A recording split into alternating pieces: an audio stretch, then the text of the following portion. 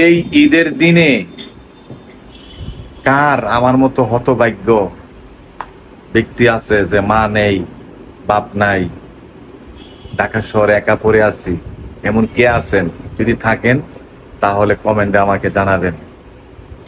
মনে করেন যার মা নাই, বাপ নাই, তার মতো কপাল পোড়া হতভাগ্য আর এই পৃথিবীতে আর দ্বিতীয় জন কেউ আছে না, আছে বলে আমার মনে হয় না।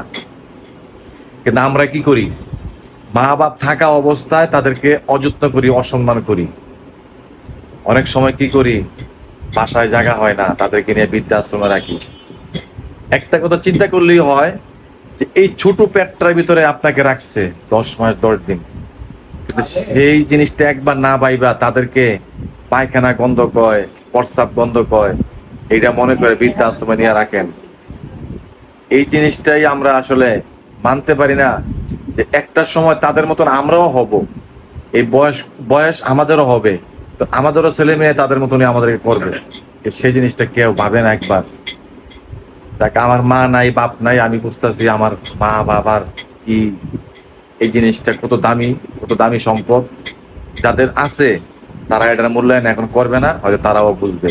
আর তারা যখন মা বাবা হবে একদিন, তারাও বুঝতে পারবে এটার যে আমরা কি করছি, কি পাইয়া কি হারাই ফেলছি, এটা তারাও বুঝতে পারবে।